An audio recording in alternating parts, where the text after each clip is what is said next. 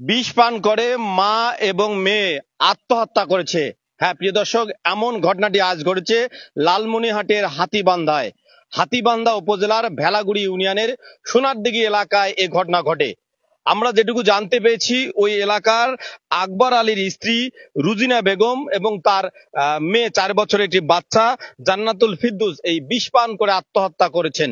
আমরা যতটুকু জানতে পেরেছি, এই রুজিনা বেগম মানসিকভাবে ভারসাম্যহীন, ফলে তিনি নিজে বিষ পান করেছেন এবং তার সেই অবুঝ 4 মাসের বাচ্চাকেও বিষ পান করেছে, এমনটি পারিবারিক সূত্রে দাবি করা হচ্ছে।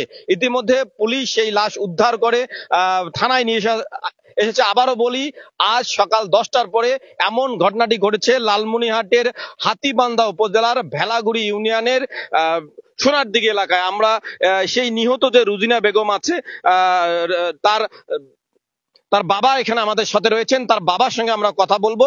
আমরা একটু তার বাবার সঙ্গে কথা বলতে চাচ্ছি। আপনার নাম কি? কুমসের আলী। কুমসের আলী। আপনার বাড়ি কোথায়? দইঘর। আচ্ছা, কিভাবে এই ঘটনাটা ঘটলো? আপনার মেয়ে এই বিষ পান করলো, আপনার নাতনিকেও বিষ খাওয়াইলো, একটু বলবেন ঘটনাটা? ঘটনাটা আমি তো আর জানি না ওগুলো, আমি তো থাকি আমার বাড়িতে। এখন ওখানে শুনতে পেলাম আর মেয়েটা একটু মাথার সমস্যা, এই আরো একবার এরকম করছিল। তখন যা জানতে পারলাম যে ও নিজে বিষ পান করছে এবং বাচ্চাটাকে দিয়েছে। এটা কখনকার ঘটনা? এই 9-10টার ওইদিক হবে। আচ্ছা, তার মাথায় সমস্যা, অর্থাৎ আপনি বলছেন মানসিক ভারসাম্যহীন। কবে থেকে এই মানসিক ভারসাম্যহীন সমস্যা হলো? এটা এই যে বাচ্চাটা হওয়ার পর থেকে ওর সমস্যাটা, মানে এই যে বাচ্চাটাকে জান্নাতুল ফিরদৌস নামে যে বাচ্চাটা সিজার করে বাচ্চা হয়েছে, তো হওয়ার পর থেকে তার আপনার মেয়ের যে মানসিক সমস্যা হলো, আপনার ডাক্তার দেখাননি? ডাক্তার এমনি তো ওই যে কবরেজ টুবরেজ দেখায়, এরা বলে যে এর মাথার সমস্যা, এটা ওটা এগুলি বলছে। তারা টুকিটাকি চিকিৎসাও করছি, কিন্তু ভালো তো হয় না। এই মৃত্যু নিয়ে আপনার কোনো অভিযোগ আছে? না, আমার কোনো অভিযোগ নেই। প্রিয় দর্শক, আপনাদেরকে আবারও জানিয়ে রাখি, বিষ পান করে মা এবং মেয়ের আত্মহত্যা। হ্যাঁ, এমন ঘটনাটি ঘটেছে লালমনিরহাটের হাতীবান্ধা উপজেলার ভেলাগুড়ি ইউনিয়নের সোনারদিঘি এলাকায়।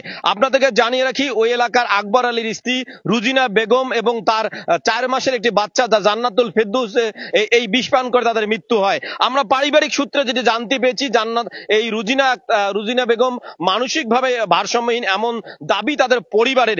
যদিও এটির কোনো তারা চিকিৎসা করেনি বা দালালিক কোনো প্রমাণ আমাদের তারা দেখাতে পারেনি। তারা বলছে যে মানসিকভাবে ভারসাম্যহীন, ফলে তিনি বিষ পান করেছেন এবং তার যে 4 মাসের বাচ্চা, সেই বাচ্চাটিকেও বিষ পান করেছেন। এমন ঘটনা এর আগেও তিনি এইরকম বিষ পানের মতো চেষ্টা করেছিল, এমন দাবি পরিবারের। প্রিয় দর্শক, আবারও আপনাদেরকে জানিয়ে রাখি, এই ঘটনাটি ঘটেছে লালমনিরহাটের হাতীবান্ধা উপজেলার ভেলাগুড়ি ইউনিয়নের সোনারদিঘি এলাকায়। আজ শনিবার সকাল 10টার দিকে ঘটনা ঘটে। পুলিশ ইতিমধ্যে লাশ উদ্ধার করে থানায় নিয়ে আসছে। হাতিমা থানার ওসি বলছেন যে লাশ উদ্ধার করে মর্গে প্রেরণ করা হয়েছে। ময়নাতদন্ত রিপোর্ট আসার পর বোঝা যাবে এবং তদন্ত শেষে বোঝা যাবে এই মৃত্যুর প্রকৃত কারণ। আসাদুজ্জামান সাজু, এল নিউজ অনলাইন, লালমনিরহাট।